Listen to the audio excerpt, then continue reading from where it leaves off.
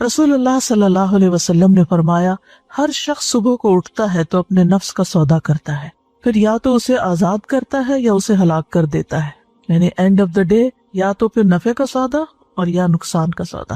اس لیے آغاز دن سے ہی نیکیوں کی ٹھان لیں، آنکھ کھلے تو دعا کے ساتھ دن کا آغاز کریں، اور وہ دعا بھی کیا ہے؟ الحمدللہ الذی احیانا بعدما اماتنا والیہ النشور۔ سب تعریفیں اللہ ہی کے لیے ہیں جس نے ہمیں مرنے کے بعد زندہ کیا اور اسی کی طرف دوبارہ جانا ہے۔ نیند گویا کہ ایک موت تھی اور ہمیں ایک نیا دن ملا، نئی زندگی ملی، اور ہر روز ہمیں نئی زندگی ملتی ہے، کیونکہ بہت سے لوگ نیند کی حالت میں دنیا سے ہی چلے جاتے ہیں، ان کو واپس زندگی نہیں ملتی۔ اس لیے اٹھتے ہی اللہ کا شکر ادا کریں، یعنی اپنے دن کا آغاز گریٹیٹیوڈ سے کریں، الحمدللہ۔ اور جب آپ یہ الفاظ ادا کریں تو صرف ایک روٹین میں ایسے دل میں ہی نہیں کہتے، بلکہ بول کے ان کو ادا کریں۔ کم از کم اتنا اونچا ضرور بولے کہ آپ کے اپنے کان سن لیں، اپنے آپ کو ضرور سنوائیں، کیونکہ شکر صرف دل میں نہیں ہوتا۔ جب تک انسان اس کو زبان پر نہیں لاتا، اس کو اپنی زبان سے ادا نہیں کرتا، تو اس شکر سے لطف نہیں اٹھا سکتا، خوشی محسوس نہیں کر سکتا۔ لہٰذا اللہ کا شکر ادا کرے کہ اللہ نے آپ کو زندگی دی۔ پھر اس کے بعد دن کا آغاز فجر کی نماز سے کریں، اور پھر فجر کی نماز ایک بنیادی پلر ہے۔ اگر ہم دن کا آغاز ایک صحیح طریقے سے کریں گے تو انشاءاللہ عمارت کبھی نہیں گرے گی۔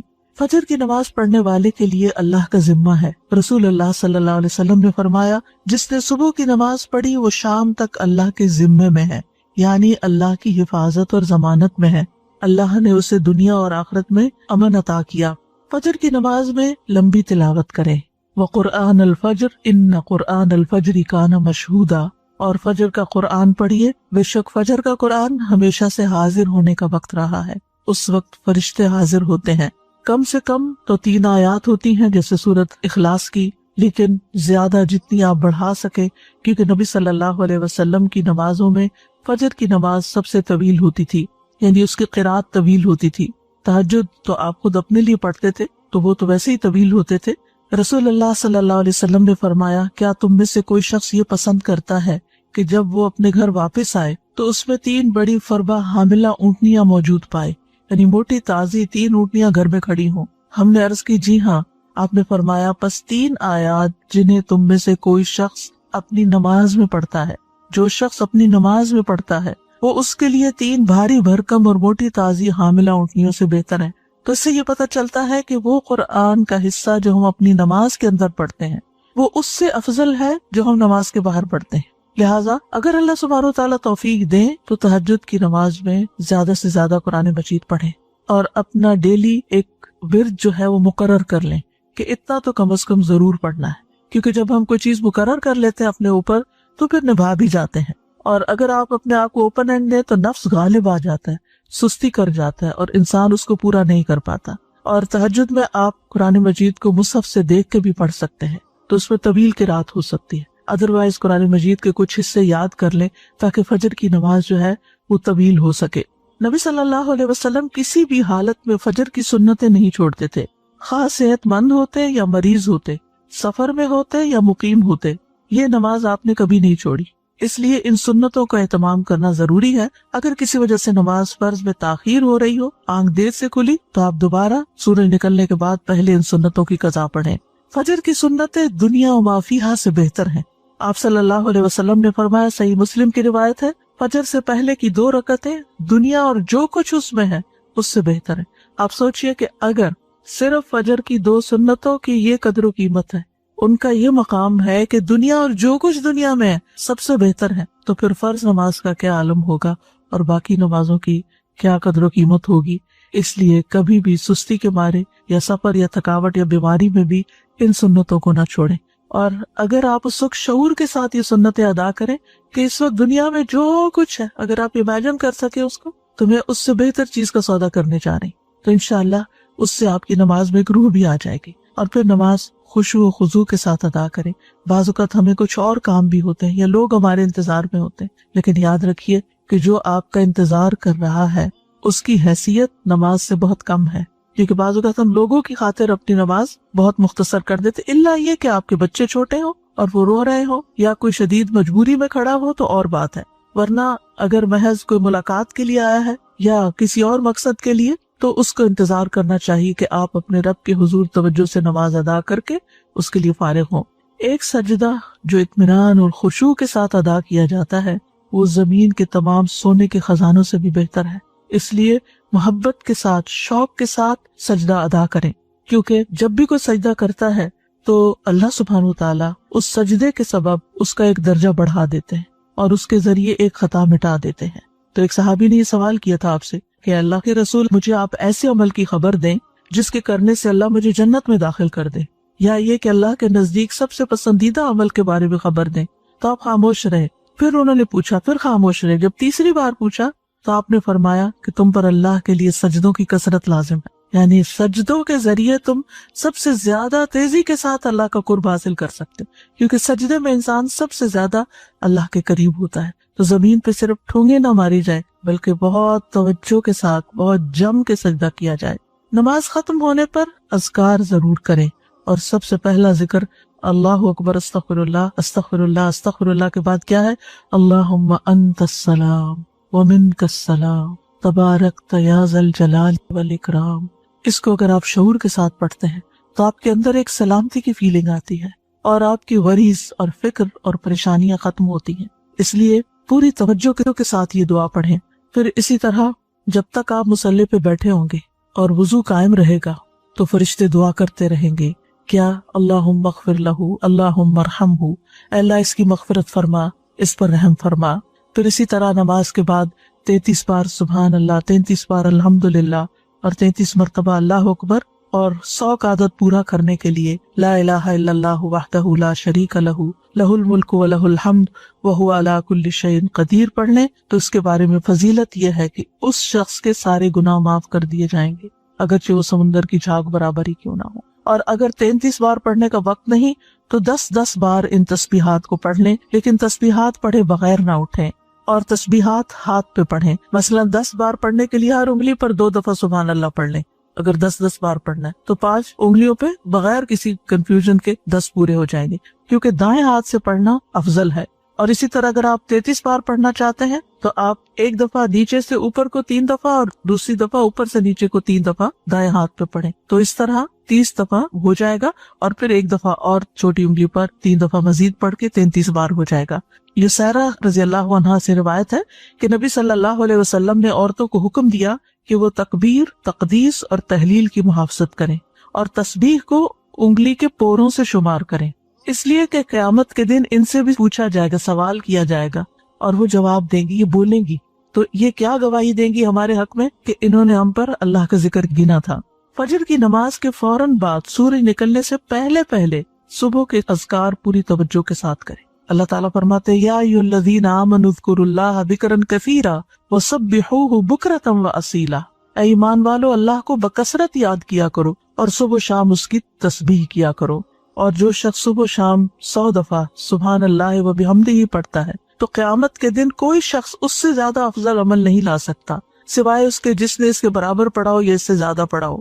اور کوشش کیجئے کہ اپنی نماز کی جگہ پر ہی بیٹھے ہوئے اذکار مکمل کر لیں، کیونکہ فجر کی نماز سے لے کر سورج طلوع ہونے تک بیٹھنے کا اجر بہت بڑا ہے۔ رسول اللہ صلی اللہ علیہ وسلم نے فرمایا، جو شخص صبح کی نماز جماعت کے ساتھ ادا کرے، پھر بیٹھا اللہ کا ذکر کرتا رہے یہاں تک کہ سورج نکل آئے، پھر 2 رکعتیں پڑھے، اس کے لیے 1 حج اور 1 عمرے کا ثواب ہے۔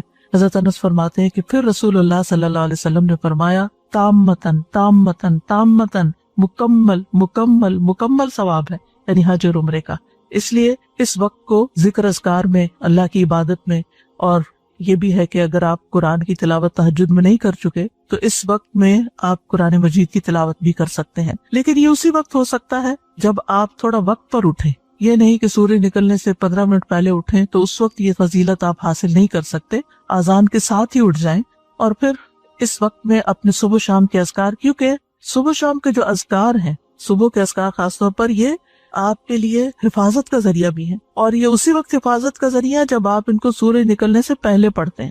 اور اس کے ساتھ ساتھ یہ بھی ہے کہ اگر آپ بیٹھ کے تھک رہے ہیں تو ساتھ ساتھ آپ اسٹریچز بھی کر سکتے ہیں، اپنی گردن کو موڑ سکتے ہیں، اپنے بازوؤں کو سانس لے سکتے ہیں، بیچ میں اپنے پاؤں کی ایکسرسائز کر سکتے ہیں، لیکن یہ ہے کہ آپ اس وقت کو اللہ سبحانہ وتعالیٰ کے ذکر اور عبادت میں ہی گزاریں۔ اور قرآن مجید کی تلاوت جو ہے یہ بڑا ہی نفع مند کام ہے۔ اپنا مصحف روز کھولیں، یعنی کوئی دن ایسا نہ جائے کہ جس کے شروع میں آپ کا قرآن مجید کا کوئی حصہ نہ ہو، کیونکہ یہ بابرکت کتاب ہے اور اس کی برکت کی وجہ سے آپ کے دن کے کام بھی آسان ہو جائیں گے۔ سورۃ فاطر کی آیات میں اللہ تعالیٰ فرماتے ہیں ان الذین یتلون کتاب اللہ واقاموا الصلاۃ وانفقوا مما رزقناہم سرا وعلانیۃ یرجون تجارۃ لن تبور لیوفیہم اجورہم ویزیدہم من فضلہ انہ غفور شکور۔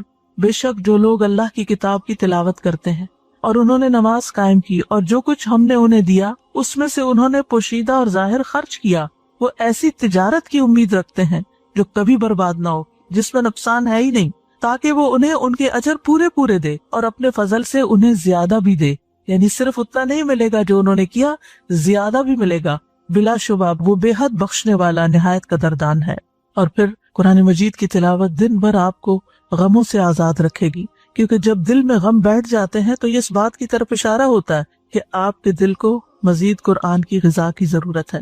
اور قرآن مجید کو ہمیشہ اپنے قریب رکھا کریں، یعنی آپ کی ہاتھ کی ریچ میں ہو، آپ کے بیڈ سائڈ ٹیبل پر ہو یا ڈرار میں ہو یا ساتھ ہی کوئی شیلف ہو اس میں ہو، یعنی سرانے کے پاس ہو، کیونکہ جب بھی آپ کو وقت ملے یا تھوڑی دیر کے لیے بھی آپ ریلیکس ہو تو آپ کچھ نہ کچھ کھول کے پھر پڑھ سکتے ہیں۔ اور اب تو الحمدللہ موبائلز کے اندر بھی قرآن مجید موجود ہے، ایون لیٹ کے بھی اگر آپ اس کو دیکھنا چاہیں تو دیکھ سکتے ہیں۔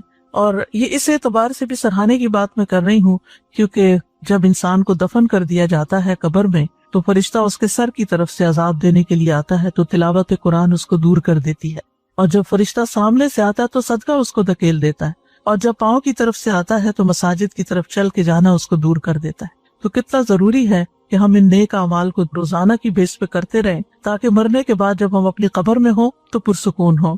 اور اگر آپ کو اللہ تعالیٰ توفیق دیتا ہے، اور خصوصاً وہ خواتین جو بزرگ ہیں، جن کے بچے چھوٹے نہیں یا جو جاب نہیں کرتی، جو اپنے گھر پہ ہوتے ہیں یا ریٹائر ہو چکے ہیں، تو ان کے لیے یہ نیکیاں کمانے کا بہت ہی اچھا وقت اور موقع ہے کہ وہ سورج نکلنے تک انتظار کریں، عبادت کریں، اور پھر اس کے بعد جب اشراق کا وقت ہو تو اشراق پڑھیں۔ اور اس کے بارے میں حدیث قدسی ہے، رسول اللہ صلی اللہ علیہ وسلم نے فرمایا، تمہارا رب فرماتا ہے اے ابن آدم، کیا تم اس بات سے عاجز آ گئے ہو کہ تم دن کے ابتدائی حصے میں 4 رکعتیں پڑھو؟ میں ان کے بدلے میں تمہارے دن کے آخر تک تمہیں کفایت کروں گا، یعنی تمہارے سارے کام بنا دوں گا۔ پھر اس کے بعد پہلی چیز یہ کہ ناشتہ کریں، اگرچہ آپ کا دل نہ بھی چاہے، لیکن کچھ دن اگر آپ زبردستی کچھ کریں گے تو پھر عادت بھی ہو جائے گی، کیونکہ روحانی ترقی ہو نہیں سکتی جب تک انسان کی صحت درست نہ ہو، جسمانی طور پر مضبوط نہ ہو۔ اگر آپ کو گھر سے فوراً نکلنا ہوتا ہے اور آپ کا زیادہ وقت عبادت میں گزر گیا ہے تو آپ اپنے ساتھ کھجور بھی رکھ سکتے ہیں، یعنی اگر آپ کو شدید مصروفیت ہے اور وقت کم ہے تو کھجور کا ناشتہ کر سکتے ہیں۔ نبی صلی اللہ علیہ وسلم کی سنت بھی ہے، آپ نے فرمایا بالائی علاقے کی اجوا کھجور کا نہار منہ استعمال کرنا ہر قسم کے جادو اور زہر سے شفا ہے۔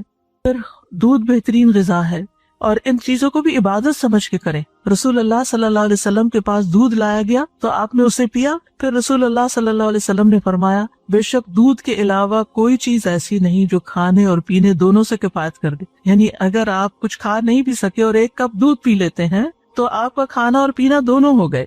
ابن عباس کہتے ہیں کہ رسول اللہ صلی اللہ علیہ وسلم نے فرمایا جس کو اللہ کھانا کھلائے اسے چاہیے کہ وہ یوں کہے اللہم بارک لنا فیہ وارزقنا خیرا منہ، اے اللہ تو ہمارے لیے اس میں برکت عطا کر اور ہمیں اس سے بہتر رزق عطا کر۔ تو آپ دیکھیں ہر روز اگر یہی انسان پڑھے تو کتنی بھلائی ہوگی۔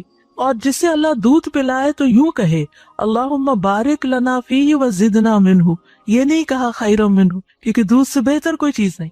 اے اللہ تو ہمارے لیے اس میں برکت عطا فرما اور ہمیں اس سے زیادہ دے، یعنی مزید دودھ عطا فرما۔ اور پھر یہ کہ آپ اپنے دن کے کام کاج شروع کریں اور صبح صبح یہ نیت کریں اور اپنے منہ سے دہرایا بھی کریں کہ حیاتی کلھا للہ، میری ساری زندگی اللہ کے لیے، میرا سارے دن کے کام اللہ ہی کی خاطر ہے۔ قل ان صلاتی و نسکی و محیایا و مماتی للہ رب العالمین، کہہ دیجئے بے شک میری نماز، میری قربانی، میری زندگی، میری موت اللہ کے لیے ہے جو جہانوں کا رب ہے۔ تو جب آپ نیت کر لیں گے ایک دفعہ کہ میرے آج دن کے سارے کام اللہ کی خاطر، تو پورا دن ہی آپ کا انشاءاللہ عبادت میں گزرے گا۔ پھر یہ ہے کہ ہر روز اپنے لیے علم نافع میں اضافہ کریں، रब्बि ज़िदनी इल्मा, ये अपनी दुआओं में शामिल कर लें। रसूलुल्लाह सल्लल्लाहु अलैहि वसल्लम ने फरमाया, जो शख्स सुबह के वक्त इसलिए मस्जिद की तरफ निकला कि भलाई सीखे या सिखाए, तो उसके लिए पूरा हज अदा करने वाले की मिसल अजर है। यानी हर रोज अगर इंसान अपने घर से निकलता है इल्म हासिल करने के लिए, तो हज के बराबर उसको सवाब मिलता है। और इल्म सीखने और सिखाने के लिए वक्त मुकर्रर करें। अगर आपने कोई क्लास ज्वाइन की हुई है या अगर आप ऑनलाइन क्लास ले रहे हैं, तो वो सबसे बेहतर है। यानी चाहे आप कितने ही कोर्सेज कर चुके हो, कहीं ना कहीं अपने आप को बांध के रखें, क्योंकि अगर आपने कहीं कमिटमेंट नहीं की तो फिर आप सिर्फ सोचते ही रह जाएंगे। लेकिन जब आप अपने आप को किसी खास वक्त का पाबंद करते हैं, किसी खास कोर्स का पाबंद करते हैं, तो उससे फायदा ये होता है कि फिर आप पाबंदी के साथ, रूटीन के साथ वो काम करते चले जाते हैं। लेकिन इसके साथ ही अपने लिए सेल्फ स्टडी का भी कोई ना कोई वक्त मुकर्रर करें। मसलन खाना पकाते हुए कुछ सुने, या कुछ साथ साथ पढ़ भी सकते हैं, किताब वहां भी ले जा सकते हैं। घर के काम काज करने के दौरान भी आप अपने इल्म का सफर जारी रख सकते हैं, लेकिन उसके लिए आपको मुकर्रर करना होगा। मिसाल के तौर पर मैंने अपने नाश्ता बनाने के वक्त को मुकर्रर किया हुआ है कुरान मजीद सुनने के लिए, क्योंकि सुनकर मेरे दिल पे बहुत असर होता है और दोहराई भी होती चली जाती है। यानी तिलावत अपनी जगह है, लेकिन सुनना। तो आप भी अपने किसी एक वक्त में जिसमें आपके हाथ मशगूल हैं, आप खुद पढ़ नहीं सकते, तो आप उस वक्त लिसनिंग करें। मोबाइल पे आप खास ऐप लोड कर लें जिसमें सिर्फ आपकी लिसनिंग ही होती रहे, यानी वहां से उसको हटाए नहीं। और इस तरह पूरा कुरान मजीद जो है सुन कर भी मुकम्मल करें। ये भी इल्म बढ़ाने का एक तरीका है। और खामोशी से अगर इंसान कुरान मजीद सुनता है तो अल्लाह ताला की रहमत भी नाजिल होती है। और वक्त मुकर्रर करने के बारे में इसलिए भी कहूंगी कि एक खातून नबी सल्लल्लाहु अलैहि वसल्लम की खिदमत में हाजिर हुई, कहने लगी, अल्लाह के रसूल, आपकी तमाम बातें मर्दों ने सीख ली, हमारे लिए भी आप अपनी तरफ से कोई दिन मखसूस करें जिसमें हम आपके पास आएं और आप हमें वो तालीमात दें जो अल्लाह ने आपको सिखाई हैं। तो आपने फरमाया कि फलां दिन फलां जगह जमा हो जाओ, यानी जगह भी बता दी और दिन भी बता दिया। चनाचे औरतें जमा हुई, नबी सल्लल्लाहु अलैहि वसल्लम उनके पास आए और उन्हें वो सिखाया जो अल्लाह ने आपको सिखाया था। तो इसलिए किसी से सीखना जो है ये भी सारी जिंदगी जारी रखे। इंसान किसी भी मकाम पर पहुंच जाए तो उसको सीखने का सफर खत्म नहीं करना चाहिए। इमाम अहमद बिन हम्बल के बारे में आता है कि बहुत बूढ़े भी हो चुके थे, चलना भी उनके लिए मुश्किल हो गया था, लेकिन जब सुनते कि शहर में कोई आलिम आया है तो अपनी कलम दवात उठाते और चल पड़ते। तो उनसे किसी ने पूछा कि कब तक आखिर आप ये इल्म की मजालिस में जाएंगे? कहा, मौत तक, यानी जब तक मेरी जिंदगी है मैं मजीद सीखता रहूंगा। बाज बातें इंसान ने सीखी भी होती हैं लेकिन भूल जाता है, उनको दोबारा ताजा करने की जरूरत होती है और इससे ईमान भी बढ़ता है। अपने दिलों को ईमान से सजाएं। वलाकिन्नल्लाह हब्बबा इलैकुमुल ईमान व ज़य्यनहु फी क़ुलूबिकुम। अपने आप को देखा करें कि क्या मेरे दिल में ईमान का हुस्न है, खूबसूरती है। और ईमान में इजाफे में जो चीजें मददगार होती हैं वो है अल्लाह ताला की इताअत और पसंद के काम करना, अमानत की हिफाजत करना, सच बोलना, ईमान के मुज़य्यन होने की दुआ करना, ईमान घटाने वाले कामों से बचना, चाहे वो जबान के गुनाह हो या वैसे गुनाह हो, और ईमान वाले साथी तलाश करना, नेक सोहबत। यानी अब कोविड के दिनों में आप लोगों से मिलने के लिए नहीं जा सकते, लेकिन आप कॉल कर सकते हैं, आप बात कर सकते हैं, लेकिन उन लोगों से बात करने से परहेज कीजिए जो सिर्फ गीबत सुनाने वाले हों या सिर्फ मनफी बातें करके आपको परेशान करने वाले हों। उनको किसी काम लगा दीजिए ताकि वो आपको निशाना ना बनाए, आपको डस्टबिन ना बनाए कि वो सिर्फ अपने मसाइल हर वक्त आपके सर पे डालते रहें और आप उनकी वजह से परेशान रहें।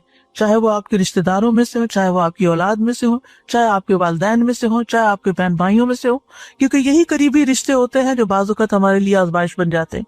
और उनकी जिंदगी में मसाइल होते हैं, वो जब बात करते हैं वो किसी न किसी की शिकायत करते हैं, किसी न किसी की गीबत करते हैं। कोई शौहर की कर रहा है और कोई बच्चों की कर रहा है और कोई बहन भाइयों की कर रहा है और कोई किसी रिश्तेदार की, कोई नेबर की। तो इस चीज से आपने पूरी तरह बचना है। आप उनको किसी ऐसे काम लगा सकते हैं, इल्म सीखने सिखाने के काम में, किसी वेलफेयर के काम में, किसी की खिदमत के काम में, कि जिससे उनकी जिंदगी में खुशी आए और ध्यान बटे और वो हर वक्त आपसे इस किस्म की बातें ना करें।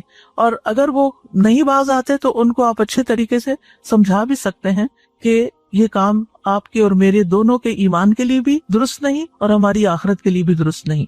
एक दफा शायद उनको ये बात कड़वी लगे, लेकिन ये है कि आइंदा के लिए वो संभल जाएंगे। फिर इसी तरह यह है कि कल्बी तहारत के साथ साथ अपनी जिस्मानी तहारत का भी रोजाना एहतमाम करें। अपने जिस्म, नाखून, बदन, इन तमाम चीजों के बारे में फिक्रमंद रहें। अबू हुरैरा कहते हैं 5 चीजें फितरी हैं: खतना करना, जेरे नाफ बाल साफ करना, بغل کے بال اکھاڑنا، ناخن تراشنا، مونچھیں کتروانا، اور خواتین اپنے اعتبار سے جو بھی صفائی کے طور طریقے ہیں جو انہوں نے اختیار کرنے ہیں ان کا بھی دن مقرر کریں. مثلاً اگر آپ نے ہر فرائیڈے مقرر کر رکھا ہے یا ہر سنڈے مقرر کر رکھا ہے، اگر آپ اپنی پرسنل ہائیجین کے لیے ٹائم فکس کر لیں گے تو انشاءاللہ آپ کو مشکل نہیں ہوگی. لیکن باقی ڈیلی نمازوں میں وضو کرتے ہوئے اچھی طرح اپنے آپ کو صاف کریں، ساتھ میں مسواک کریں. رسول اللہ صلی اللہ علیہ وسلم دن یا رات میں جب بھی سو کے اٹھتے تو وضو سے پہلے مسواک کیا کرتے تھے. آپ فرماتے ہیں اگر مجھے یہ ڈر نہ ہوتا کہ میں مومنوں پر مشقت ڈال دوں گا تو میں انہیں ہر نماز کے وقت مسواک کا حکم دیتا. تو آپ اپنے وضو کی جگہ پر مسواک رکھ دیجئے. اگر مسواک کرنا آپ کو مشکل لگتا ہے ہر وقت تو ایک دفعہ دن میں کم از کم پراپر مسواک کریں، اور باقی اوقات میں ٹوتھ برش کے ساتھ بھی آپ اپنے دانتوں کو ہلکا پھلکا پھیر کے یہ کام کر سکتے ہیں. حضرت سمرہ سے مرفوعاً روایت ہے، رسول اللہ صلی اللہ علیہ وسلم نے فرمایا اپنے منہ کو مسواک کے ساتھ پاک رکھو کیونکہ یہ قرآن کا راستہ ہے. تو اپنے منہ کی صفائی اور اپنی زبان کی صفائی اور اپنے گلے کی صفائی، ان چیزوں کا بھی خاص خیال رکھیں. اور پھر وضو کے بعد دعا پڑھنا نہ بھولیں. اپنے ڈیلی کے کاموں میں اگر آپ کو یاد نہیں رہتا تو کہیں لکھ کے لگا لیں. رسول اللہ صلی اللہ علیہ وسلم نے فرمایا جو وضو کرے اور اچھی طرح وضو کرے پھر یوں کہے اشہد ان لا الہ الا اللہ وحدہ لا شریک لہ واشہد ان محمدا عبدہ ورسولہ اللہم اجعلنی من التوابین واجعلنی من المتطہرین. اس کے لیے جنت کے 8 دروازے کھول دیے جائیں گے، وہ ان میں سے جس میں سے چاہے داخل ہو جائے. سبحان اللہ، کتنی مختصر سی دعا ہے لیکن کتنا بڑا اجر ہے، اس لیے اس کو نہ بھولیں. پھر اسی طرح یہ ہے کہ وضو کے بعد اگر آپ اذان سن رہے ہیں تو اذان کا جواب دینا نہ بھولیں. رسول اللہ صلی اللہ علیہ وسلم نے فرمایا جو شخص اذان سن کر یہ کہے یعنی اللہم رب ھذہ الدعوۃ التامہ والصلاۃ القائمہ آت محمدا الوسیلۃ والفضیلہ وبعث مقاما محمودا الذی وعدتہ، تو قیامت کے دن نبی صلی اللہ علیہ وسلم کی اس کے لیے شفاعت جائز ہو جائے گی، لازم ہو جائے گی. حلت لہ شفاعتی یوم القیامہ، یعنی جو اذان کے بعد کی دعا پڑھے گا نبی صلی اللہ علیہ وسلم کی شفاعت پائے گا. اور اسی طرح وہ دعا کی قبولیت کا وقت ہوتا ہے، اس وقت کے لیے دعا سوچ رکھے کہ میں نے کیا دعا مانگنی. ایک نماز سے دوسری نماز کے بیچ میں جو چیز آپ کو بودر کرے، پریشان کرے، نیکسٹ اذان سے پہلے سوچ رکھے کہ میں نے اذان کے بعد بھی یہ دعا خاص مانگنی. لیکن اس کے بیچ میں بھی آپ مانگ سکتے ہیں، کوئی منع نہیں ہے. پھر اسی طرح یہ ہے کہ اپنی جسمانی صحت کا خیال رکھنے کے لیے صرف کھانا پینا ہی کافی نہیں ہے بلکہ ورزش بھی ضروری ہے. رسول اللہ صلی اللہ علیہ وسلم نے فرمایا طاقتور مومن اللہ کے نزدیک کمزور مومن سے بہتر اور پسندیدہ ہے. ہر بھلائی میں ایسی چیز کی حرص کرو جو تمہارے لیے نفع مند ہو، اور اللہ سے مدد طلب کرتے رہو اور عاجز مت بنو. لہٰذا اسٹرانگ بننے کے لیے، طاقتور بننے کے لیے روزانہ کی ورزش، ایکسرسائز، یہ سب کچھ بہت ضروری ہے. آپ بریدنگ ایکسرسائز کریں، آپ اسٹریچز کریں، آپ واک کریں، اور اس میں 7 اذکار شامل کر لیں. یعنی اس ٹائم پر انسان اپنے اذکار مقرر کر لیں، جیسے تسبیحات ہیں، درود شریف ہے، استغفار ہے. واک کرتے وقت یہ سب پڑھنا بہت آسان بھی ہوتا ہے اور واک بھی بورنگ نہیں ہوتی، وہ آسان ہو جاتی ہے. اور پھر اگر ایک وقت میں آپ کو زیادہ ٹائم نہیں ملتا واک کرنے کا، 2 منٹ کر لیجئے، 5 منٹ کر لیجئے، ایک تسبیح کی دیر میں کر لیجئے. دن میں کئی دفعہ 5-5 منٹ بھی اگر آپ کریں گے تو انشاءاللہ اس سے آپ کا جسم مضبوط رہے گا. اور پھر یہ کہ جسمانی مضبوطی کے ساتھ ساتھ اپنی جذباتی صحت کا بھی ضرور خیال رکھیں. اور جذباتی صحت کے لیے ضروری ہے کہ اللہ پر توکل ہو، اللہ سے محبت ہو، اللہ سبحانہ تعالیٰ کے ساتھ ایک تعلق ہو، دل ہی دل میں اللہ کو پکارے، اس کو یاد کرے اور اس سے محبت پر خوش ہو جائیں. یعنی محبت جو ہے وہ انسان کو خوشی بخشتی ہے. تو جس شخص کی زندگی میں رب کی محبت آ جائے اس سے زیادہ خوش قسمت کوئی نہیں. اور اسی کو اپنا وکیل سمجھیں، اسی پر بھروسہ کریں، اسی سے دعائیں مانگیں، اسی سے لو لگائیں، اسی سے اپنے سارے شکوے شکایتیں کریں، اسی کو اپنے ساری مشکلات بتائیں اور اسی سے حل مانگیں. رب المشرق والمغرب لا الہ الا ہو فاتخذہ وکیلا، یہ سورۃ المزمل کی آیت ہے. شروع میں نبی صلی اللہ علیہ وسلم نے جب تبلیغ کا کام شروع کیا تو کیسی مشکلات پیش آئیں، لیکن آپ کو کیا بتایا گیا کہ اللہ رب العزت ہی کو اپنا وکیل بنائیں، اسی کو کارساز سمجھیں. اور اگر کہیں خوف خطرہ محسوس ہو تو اپنے آپ کو اپنے رب کی پناہ میں دیں. سورۃ غافر میں آتا ہے وقال موسیٰ انی عذت بربی وربکم من کل متکبر لا یؤمن بیوم الحساب. موسیٰ علیہ السلام کو جب فرعونیوں کا خوف ہوا تو انہوں نے کہا بے شک میں نے اپنے رب اور تمہارے رب کی پناہ لے لی، ہر اس متکبر سے جو یوم حساب پر ایمان نہیں رکھتا. تو آپ کو کسی انسان کی طرف سے کوئی خوف محسوس ہو، کہیں پریشانی محسوس ہو تو فوراً اس آیت کو پڑھ کر بلند آواز میں اپنے آپ کو تسلی دیں. حقیقت یہ ہے کہ قرآن مجید کے ساتھ اگر آپ کا تعلق مضبوط ہو تو آپ کو روزانہ کے مسائل کا حل اس میں ملتا ہی چلا جائے گا. اور حالات جس طرح کے بھی ہوں اللہ کی رحمت سے پر امید رہیں. اور اللہ کی رحمت کس کے قریب ہوتی ہے؟ محسنین کے. ان رحمت اللہ قریب من المحسنین. چاہے آپ طوفانوں کی زد میں ہو پھر بھی اللہ کی طرف رجوع کریں. موسیٰ علیہ السلام کی قوم پریشان ہو گئی، آگے سمندر تھا اور پیچھے فرعون تھا، تو موسیٰ علیہ السلام نے کہا قال کلا ان معی ربی سیہدینی، ہرگز نہیں، پریشانی کی بات ہی نہیں، بے شک میرے ساتھ میرا رب ہے، وہ ضرور مجھے راستہ بتائے گا. اسی طرح کام کاج کے دوران غور و فکر جاری رکھیں، ذکر جاری رکھیں، اللہ سے دل میں باتیں کرتے رہیں، دعائیں کرتے رہیں. اگر ممکن ہو تو دن میں قیلولہ ضرور کریں. دوپہر میں کچھ دیر آرام کرنے کو قیلولہ کہتے ہیں، لیکن اس سے مراد گہری نیند سونا نہیں ہے بلکہ ہلکی سی نیند لینا ہے. اگر 10 سے 15 منٹ تک کے لیے بھی آنکھیں بند کر کے خاموش لیٹ جائیں اور ہلکی سی نیند لے لیں تو اس سے آپ انرجیٹک ہو جاتے ہیں. رسول اللہ صلی اللہ علیہ وسلم نے فرمایا قیلولہ کرو، شیطان قیلولہ نہیں کرتے. حضرت انس کہتے ہیں کہ ام سلیم نبی صلی اللہ علیہ وسلم کے لیے چمڑے کا فرش بچھا دیتی تھی اور آپ صلی اللہ علیہ وسلم ان کے ہاں اسی پر قیلولہ کرتے تھے. عربی کا مشہور مقولہ ہے تغدى تمدى ولو لقمتين تعشى تمشى ولو قدمين. دوپہر کا کھانا کھاؤ تو لیٹ جاؤ اگرچہ 2 لقمے ہی کھاؤ، رات کا کھانا کھاؤ تو چہل قدمی کرو اگر 2 قدم ہی چلو.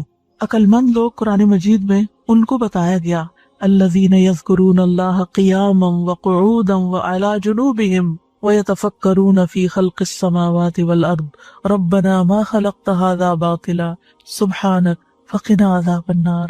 کون ہے عقل مند لوگ؟ وہ جو کھڑے بیٹھے اور لیٹے اللہ کو یاد کرتے رہتے ہیں اور آسمانوں اور زمین کی پیدائش میں غور و فکر کرتے ہیں اور کہتے ہیں ہمارے رب تو نے یہ سب کچھ بے مقصد پیدا نہیں کیا، تو پاک ہے، ہمیں آگ کے عذاب سے بچا.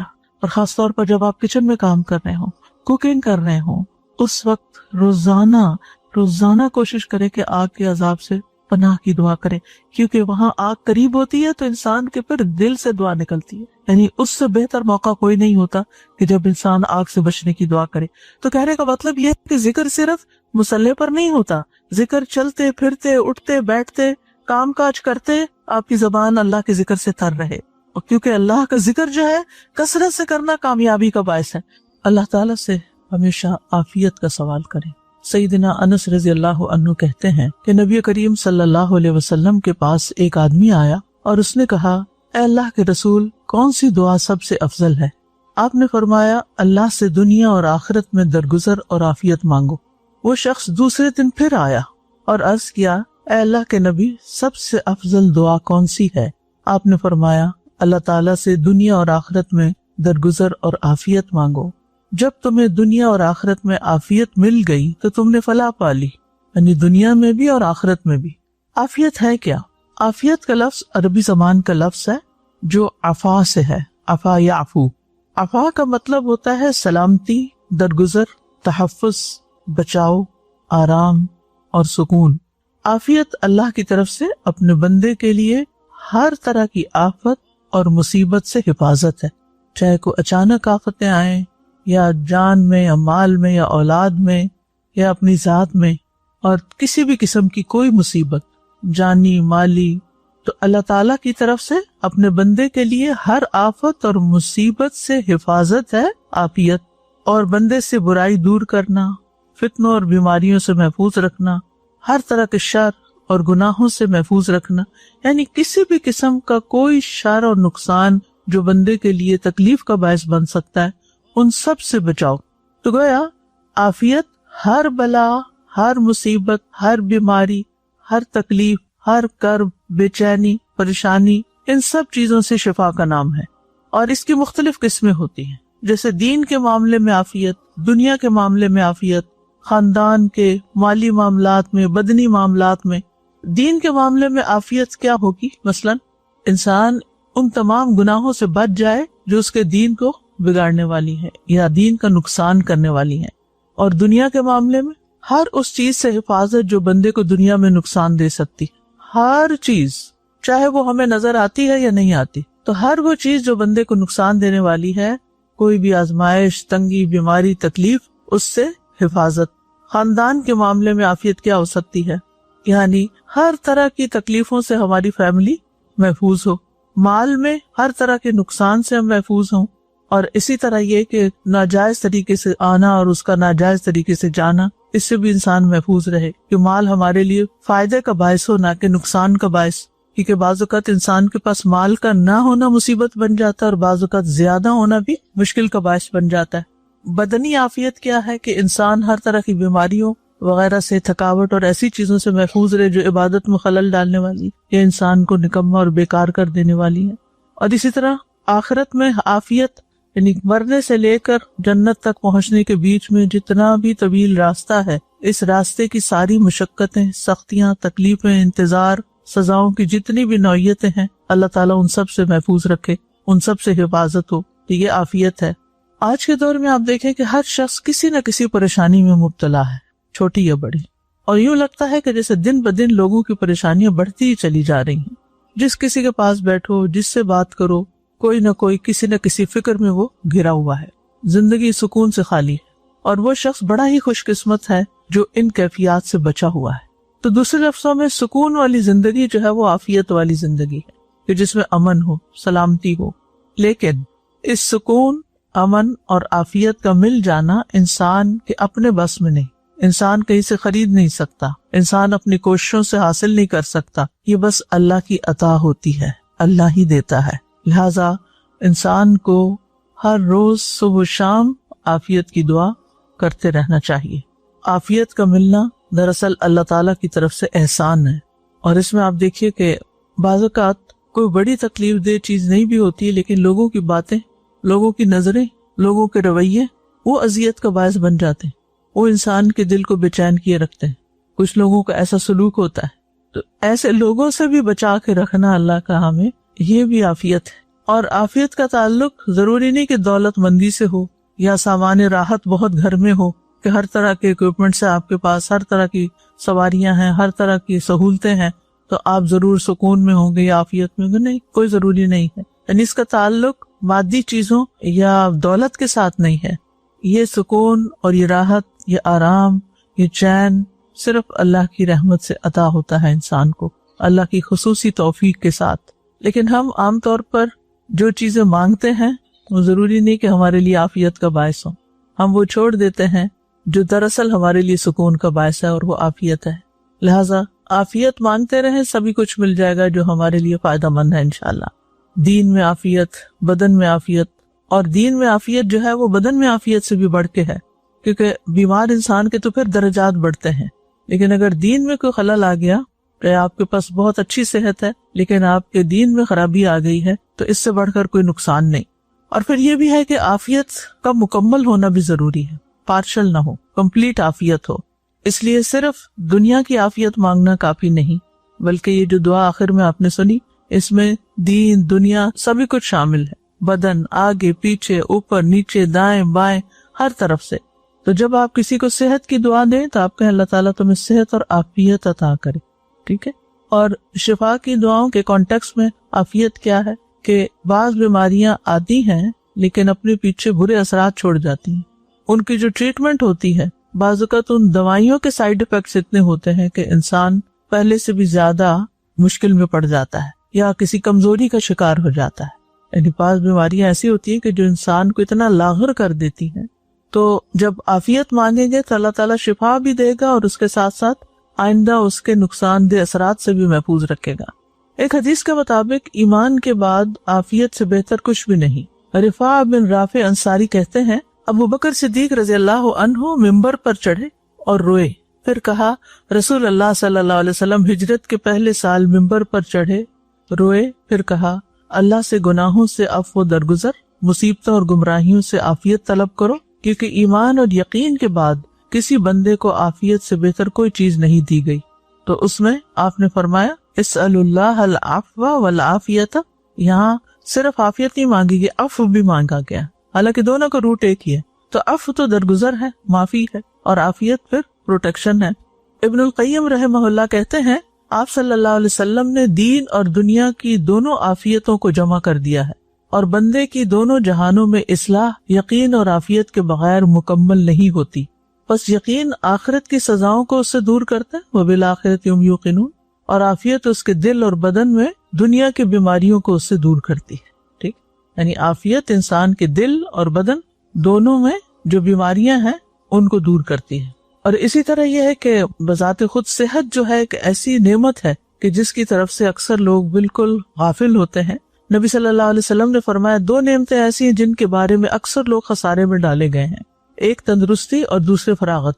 یعنی لوگ اس سے پورا فائدہ نہیں اٹھاتے. خسارے میں ڈالے گئے کا مطلب کیا کہ جب صحت مند ہوتے ہیں تو صحت کی حالت میں وہ کام نہیں کرتے جو انہیں کرنے چاہیے، پھر جب بیمار ہو جاتے ہیں تو پھر بعض اوقات تمنا کرتے ہیں کاش ہم یہ کام بھی کر لیتے جب ہماری ہمت تھی، طاقت تھی، اور جب ہمت طاقت ہوتی ہے تو ٹالتے رہتے ہیں.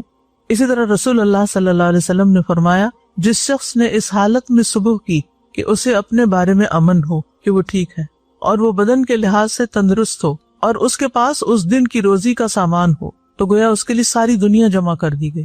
یعنی امن بھی ہے، صحت بھی ہے اور کھانے کو بھی ہے، اور یہ دنیا کی بھلائیوں میں سے ہے. جو ہم مانگتے ہیں نا کہ ربنا آتنا فی الدنیا حسنۃ وفی الآخرۃ حسنۃ وقنا عذاب النار. تو امام نووی صحیح مسلم کی شرح میں لکھتے ہیں اس کی تفسیر میں سب سے زیادہ واضح قول یہ ہے کہ دنیا میں حسنہ سے عبادت اور عافیت مراد ہے. یعنی جب ہم حسنہ مانگتے ہیں اے ہمارے رب ہمیں دنیا میں حسنہ عطا کر، تو اس سے مراد کیا مانگتے ہیں؟ دن عبادت کی توفیق اور پھر عافیت. اور آخرت میں حسنہ سے مراد جنت اور مغفرت ہے. اور پھر ہمیں کبھی بھی آزمائش نہیں مانگنی چاہیے، اللہ تعالیٰ سے ہمیشہ عافیت کا سوال کرنا چاہیے. حضرت انس کہتے ہیں کہ رسول اللہ صلی اللہ علیہ وسلم نے مسلمانوں میں سے ایک ایسے شخص کی عیادت کی جو کمزور ہو کر چوزے کی طرح ہو گیا تھا، تو رسول اللہ صلی اللہ علیہ وسلم نے فرمایا کیا تم اللہ سے کسی چیز کی دعا کرتے تھے یا اس سے کچھ مانگتے تھے؟ اس نے کہا جی ہاں، میں کہتا تھا اے اللہ تو مجھے آخرت میں جو سزا دینے والا ہے وہ دنیا میں ہی دے دے. اس پر رسول اللہ صلی اللہ علیہ وسلم نے فرمایا اللہ پاک ہے، یعنی سبحان اللہ، تم میں اتنی طاقت نہیں، یا فرمایا کہ تم اتنی استطاعت نہیں رکھتے کہ اللہ کی سزا بھگت لو. تم نے ہی کیوں نہ کہا ربنا آتنا فی الدنیا حسنۃ وفی الآخرۃ حسنۃ وقنا عذاب النار. پھر آپ صلی اللہ علیہ وسلم نے اس شخص کے لیے اللہ تعالیٰ سے دعا کی تو اللہ تعالیٰ نے اس کو شفا عطا کر دی. حضرت ابوبکر کہتے ہیں جس کی یہی خواہش ہوتی ہے کہ اسے عافیت مل جائے اور وہ اس پر اللہ کا شکر کرے، نہ کہ وہ مصیبت میں مبتلا ہو اور پھر اس پر صبر کرے. اور یہ صبر نہیں مانگو بلکہ شکر مانگو، شکر کی توفیق دے. رب اوزعنی ان اشکر نعمتک التی انعمت علیہ. عافیت کے کیا فائدے ہو سکتے ہیں؟ جب عافیت ہوتی ہے انسان کو تو کیا کیا کر لیتا ہے انسان. سوچئے، اچھی عبادت کر سکتا ہے، خدمت کر سکتا ہے، دین کا کام کر سکتا ہے، علم حاصل کر سکتا ہے، جو کہ سیکھنا ہمارے اوپر ایک فریضہ ہے. طلب العلم فریضۃ علی کل مسلم. تو جب صحت نہیں ہوتی تو انسان نہ پڑھ سکتا ہے، نہ یاد رکھ سکتا ہے، نہ ہی پھر اس پر عمل کر سکتا ہے. سارا وقت دماغ جو ہے نا وہ بیماری میں ہی الجھا رہتا ہے یا اس تکلیف میں الجھا رہتا ہے. اچھے فیصلے کر سکتا ہے، خدمت خلق کر سکتا ہے، دوسروں کے کام آ سکتا ہے. جب انسان پہ کوئی تکلیف، آزمائش، مصیبت ہوتی ہے تو شیطان پیچھے لگ جاتا ہے، وسوسوں کا انسان شکار ہو جاتا ہے. حضرت ایوب علیہ السلام جب طویل بیماری کا شکار ہوئے تھے تو انہوں نے کیا کہا تھا؟ انی مسنی الشیطان بنصب و عذاب. یہ تکلیف تو ہوتی ہے لیکن یہ کہ ذہنی بیماری بھی ساتھ ہی شروع ہو جاتی ہے. اب اسی طرح آپ دیکھیے کہ جیسے جوانی میں عام طور پر لوگوں کے اعضاء صحیح سلامت ہوتے ہیں، بدن عافیت میں ہوتے ہیں، لیکن نمازیں تیز تیز پڑھتے ہیں. اس قوت سے کیا فائدہ حاصل کرتے ہیں؟ جلدی نماز پڑھ لیتے ہیں. اور جب کوئی تھوڑی سمجھ آتی ہے کہ نماز خشوع سے پڑھنی ہے تو پھر گھٹنے پکڑے جاتے ہیں، پھر بیٹھ کے پڑھنے لگتے ہیں.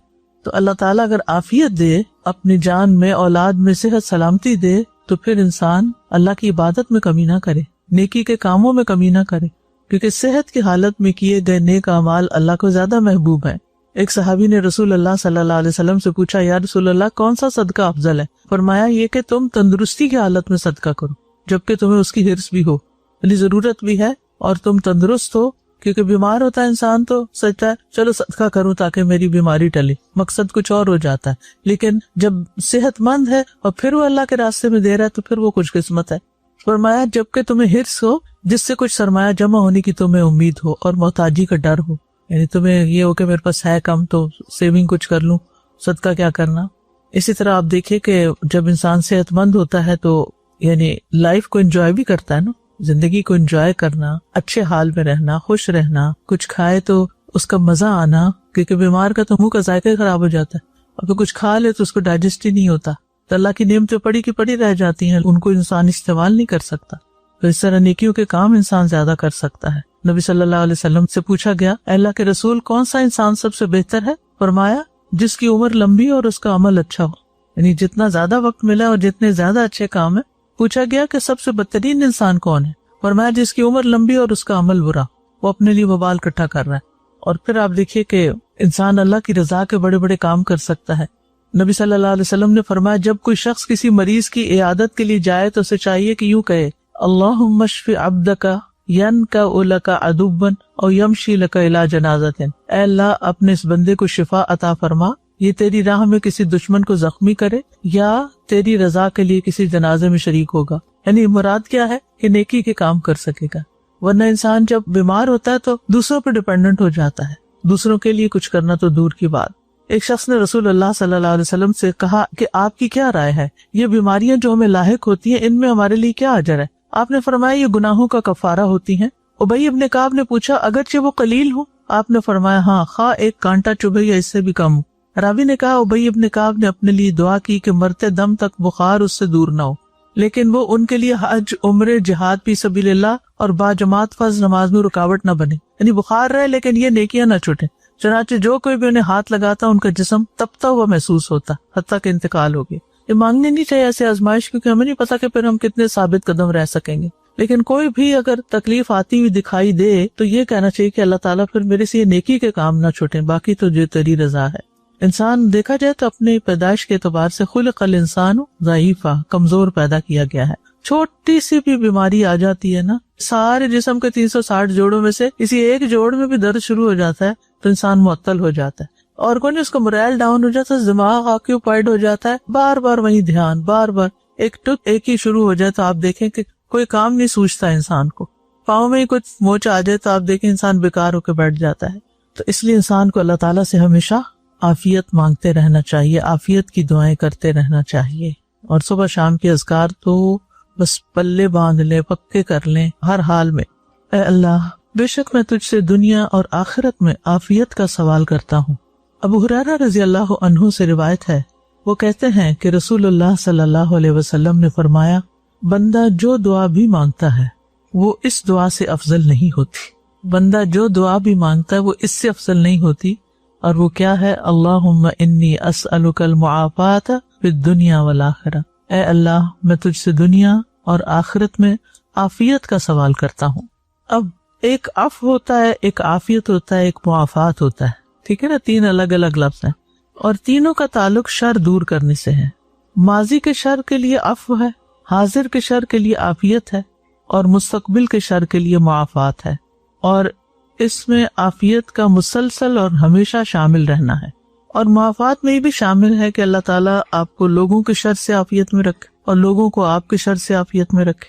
اور یہ کہ اللہ آپ کو ان سے بے نیاز کر دے اور ان کو آپ سے بے نیاز کر دے، اور ان کی تکالیف کو آپ سے دور کر دے اور آپ کی تکلیفوں کو ان سے دور کر دے. یہ سب معافات میں آ جاتا ہے. اور آخرت میں معافات کیا ہے؟ گناہوں سے، ان کے برے نتائج سے، ان کے بوجھوں سے نجات دے دے. تو جس کو معافات مل گئی آخرت میں، فیوچر میں، اس کو جنتوں میں داخل ہونے کی ضمانت دے دی گئی. تو بہترین دعا ہے جو کوئی پڑھے. اب یہ چھوٹی چھوٹی دعائیں ہیں، ان کو یاد کرنا بھی کچھ مشکل نہیں، اور ان کو پڑھنے میں بھی کتنے سیکنڈ لگیں گے؟ 3 سیکنڈ، 4 سیکنڈ، اتنا تو ہم نکال ہی سکتے ہیں. لیکن اس کا فائدہ کتنا زیادہ ہوگا، کتنا زیادہ انسان کو اس کے بدلے میں ملے گا. اس لیے پھر میں آپ سے یہ کہوں گی کہ یا تو اپنی کوئی ڈائری بنا لیں، یا کوئی بورڈ گھر میں بنا لیں، یا کہیں لکھ لکھ کے چھوٹے چھوٹے سٹیکرز کی شکل میں کہیں ایسی جگہ لگائیں جہاں آپ روز ان چیزوں کو دیکھیں تو اس جگہ پر آپ کو یاد آ جائے. عام طور پر اگر جیسے کچن کے کیبنٹس ہوتی ہیں تو ان کے باہر لگانے سے ذرا دل گھبراتا ہے، تو میں کیا کرتی ہوں کہ کھول کے نا اندر کی سائڈ پہ لگا دیتی ہوں. اب کھولنا تو ہے، مرچ مسالہ تو آپ نے روز ہی نکالنا ہے، تو جو ہی کھولیں گے آپ تو وہ آپ کو اسٹیکی نوٹ چمکتے ہوئے نظر آئیں گے کہ ہاں یہ کام کرنا ہے. تو آپ ایک نظر بس ڈال لیں، یاد تو ہوگی، بس وہ ریمائنڈر ہے ایک طرح سے. صرف ٹپس دے رہی ہوں تاکہ آپ لوگ یہ کام کر سکیں. اصل میں میرا جو کنسرن ہے وہ یہ کہ ہم پڑھ بھی لیتے ہیں، ہم سمجھ بھی لیتے ہیں، ہم یاد بھی کر لیتے ہیں، ہم پڑھنا بھول جاتے ہیں، ہم مانگنا بھول جاتے ہیں. مجھے یہاں تکلیف ہوتی ہے آ کے کہ جو ہمیں مل گیا خزانہ وہ ہم نے بینک میں کیوں جا کے رکھ دیا، دماغ کے بینک میں. ہم اسے استعمال کیوں نہ کریں؟ اکثر خواتین کی عادت ہوتی ہے، گولڈ کا شوق ہوتا ہے، ہیروں کا شوق ہوتا ہے، جب پیسے جمع کیے کچھ خرید لیا، خرید کے پھر اس کی حفاظت کے لیے اس کو لاکر میں رکھ دیا جا کے. کیا فائدہ؟ یعنی آپ نے اتنی محنت کی سب کچھ لاک کرنے کے لیے. یا تو پہنے اس کو، یا پھر یہ کہ اس کو کوئی استعمال کر لے اپنی زندگی میں کسی بھی طرح. تو اسی طرح یہ دعائیں بھی یا یہ علم جو ہم سیکھتے ہیں، ہمیں اکثر اپنے سے سوال کرنا چاہیے، میں کیوں سیکھ رہی ہوں، میں کیوں پڑھ رہی ہوں. ابھی جو تعلیم القرآن آپ کا مکمل ہو رہا ہے، اپنے آپ سے پوچھا کریں کہ میں نے یہ کورس کیوں کیا تھا. کیا اینڈ آف دا کورس مجھے وہ مل رہا ہے جس کے لیے میں نے یہ کیا، یا بس ایسے ہی ٹائم پاس کر لیا، یا پھر ایک کاغذ کا ایک ٹکڑا لینا تھا، مجھے سرٹیفکیٹ چاہیے تھا بس. تو یہ علم تو زندگیاں سنوارنے کے لیے، صرف یہ زندگی نہیں، آگے کی زندگی سنوارنے کے لیے، انسان کو انسان بنانے کے لیے. اس لیے بڑا ضروری ہے کہ ہم اصل مقصد کو سامنے رکھ کر ایفرٹ کیا کریں، کوئی بھی، چھوٹی ہو یا بڑی. کر کیوں رہی ہوں، چلتے چلتے بھی اپنے آپ سے سوال کیا کریں، میں کیوں چل رہی ہوں یہاں، واک کیوں کر رہی ہوں، کیا نیت ہے میری. اس سے تجدید نیت بھی ہوتی رہتی ہے اور کام کی ایفیشنسی بھی بڑھتی ہے جب آپ کو اس کا صحیح مقصد معلوم ہوتا ہے. اے اللہ، بے شک میں تجھ سے دنیا اور آخرت میں درگزر اور عافیت کا سوال کرتا ہوں. ابن عمر سے مروی ہے کہ رسول اللہ صلی اللہ علیہ وسلم جب شام کرتے اور جب صبح کرتے تو ان کلمات کو نہیں چھوڑتے تھے. اے اللہ، میں تجھ سے دنیا اور آخرت میں عفو اور عافیت کا سوال کرتا ہوں. عفو، مغفرت، درگزر، کہ اللہ مجھے معاف کر دے. جیسے ہے نا، اللہم انک عفو تحب العفو فاعف عنی. اور عافیت، ہر تکلیف اور برائی سے سلامتی، جسمانی صحت، پھر دنیا والآخرہ، یعنی دونوں جہانوں میں سلامتی اور امن. دنیا میں کوئی بھی چیز عافیت کے بغیر خوشگوار نہیں لگتی. ہر طرح کے شر سے اللہ تعالیٰ ہمیں بچا کے رکھے، ظاہری بھی اور باطنی بھی. کچھ ظاہر نظر آتے ہیں نا شر، تو ان سے تو ہم بچنے کی دعا بھی کر لیتے ہیں. کچھ ہڈن شر ہوتے ہیں جن کا تو ہمیں پتہ ہی نہیں ہوتا. اور خاص طور پر عسیٰ ان تحبوا شیئا وہو شر لکم، ہم بہت سی چیزیں اپنے لیے پسند کر رہے ہوتے ہیں جبکہ انہی کے اندر شر ہوتا ہے. اور آخرت میں بھی اگر انسان گناہوں سے بچ گیا اور حقوق العباد کی پرسش نہ ہوئی وہاں، کیونکہ اس سے بھی ڈرنا چاہیے نا کہ عبادتیں بہت ہوں، نیک اعمال ہوں، سب کچھ ہوں، لیکن کسی کا حق مارا ہو، کسی کی غیبت کی ہو، کسی کے ساتھ زیادتی کی ہو، تو پھر کیا بنے گا. ایسا نہ کیا کرایا ان کو دیکھ فارغ ہو جائیں. ہم بازو کا جب دین پڑھ لیتے ہیں نا تو نیک اعمال کرنے کا شوق رکھتے ہیں اور کچھ نہ کچھ کر بھی لیتے ہیں. اب نماز، روزہ، صدقہ، خیرات، یعنی کئی اچھی عادتیں ہمارے اندر آ جاتی ہیں، لیکن اس کے ساتھ ہم کچھ اپنی پرانی عادتوں کو، برائیوں کو چھوڑتے نہیں، وہ ساتھ چل رہی ہوتی ہیں. اب وہ کیا ہے، ادھر خزانہ بھر رہے ہیں، ادھر ہم نے سوراخ کیا ہوا ہے، وہ سارا نکلتا جا رہا ہے، نکلتا جا رہا ہے، نکلتا جا رہا ہے. اس چیز سے بھی ڈرنا چاہیے. ہمیں بعض اوقات احساس ہی نہیں ہوتا کہ ہم نے کسی کا دل دکھا دیا. دوسروں کے آنسو دیکھ کر بھی ہمارا دل نہیں پسیجتا. ہم کوئی نہ کوئی اپنے لیے جواز کی راہ نکال لیتے ہیں. اپنے ہر ظلم اور ہر غلط کام کے پیچھے ہمیں بہانہ ملا ہوا ہے، کیوں کر رہے ہیں ہم. تو بہرحال جس کے پاس عافیت نہیں، وہ دراصل آزمائش میں مبتلا ہے. آزمائش بھی اللہ کی سنتوں میں سے ایک سنت ہے، اور اللہ تعالیٰ نے ہر ایک کے لیے کچھ نہ کچھ آزمائش کا حصہ لکھا ہے، اور وہ بھی انسان کے گناہوں کا کفارہ بنتی ہے، درجات کی بلندی کا ذریعہ بنتی ہے. تو انسان مصیبت میں یا تو اپنے گناہوں کی وجہ سے گرفتار ہوتا ہے، یا پھر اللہ تعالیٰ کی طرف سے کوئی آزمائش ہوتی ہے. جیسے انبیاء کی آزمائشیں ہوئیں، ایوب علیہ السلام کی آزمائش ہوئی تاکہ ان کے درجات بلند ہوں. تو عافیت کی نعمت کا نہ ہونا انسان کو اللہ تعالیٰ کی طرف اپنی محتاجی اور ضرورت کا احساس دلاتا ہے کہ میں محتاج ہوں، کمزور ہوں. اور نعمت کا آنا وہ کیا احساس دلاتا ہے کہ مجھے شکر کرتے رہنا چاہیے. اور دونوں کے لیے اللہ نے اچھا بدلہ رکھا ہے، صبر کرنے والوں کے لیے بھی اور شکر کرنے والوں کے لیے بھی. وَإِنَّ كُلًّا لَمَّا لَيُوَفِّيَنَّهُمْ رَبُّكَ أَعْمَالَهُمْ إِنَّهُ بِمَا يَعْمَلُونَ خَبِيرٌ. اور یقیناً آپ کا رب ہر ایک کو ان کے اعمال کا پورا پورا بدلہ دے گا، شکر کرنے والوں کو ان کے شکر کا اور صبر کرنے والوں کو ان کے صبر کا. بے شک جو کچھ وہ کرتے ہیں اللہ اس سے خوب باخبر ہے. مومن کی شان یہ ہوتی ہے کہ اگرچہ بعض اوقات اس پر تکلیف آ جاتی ہے لیکن اس کا دل پھر بھی چین میں ہوتا ہے. یہ عافیت ہے. اللہم انی اعوذ بک من زوال نعمتک و تحول عافیتک. اے اللہ میں تجھ سے نعمتوں کے زوال سے پناہ لیتا ہوں کہ نعمتوں کا زوال نہ ہو، جو دیا یہ دیے رکھنا، یہ ختم نہ ہو، کم نہ ہو. اور عافیت کے پھر جانے کا، عافیت نہ پھرے، کیونکہ آزمائش تو ہونی ہے نا، کچھ نہ کچھ آزمائش آئے گی. لیکن مومن آزمائش میں کچھ سکون ہوتا ہے کیونکہ وہ اسے ایکسپٹ کر لیتا ہے اور پھر اللہ کی طرف رجوع کرتا ہے، کوشش میں لگ جاتا ہے کہ یہ تکلیف ہٹے اور دعائیں کرتا رہتا ہے جو عام حالات میں اتنی نہیں ہوتی. یعنی بدنی بیماری سے اس کے گناہ جڑ رہے ہیں یا درجات بلند ہو رہے ہیں، اور قلبی عافیت سے، قلبی سکون سے اس کے درجات بڑھ رہے ہیں. یعنی دنیا میں بھی چین ہے اور آگے کے لیے بھی فائدہ ہے، کیونکہ قلبی عافیت ہوگی تو حسن ظن ہوگا نا اللہ کے بارے میں. اور مومن کے لیے ابتلاء میں اجر ہے، آزمائش میں اجر ہے، اور اس کی زندگی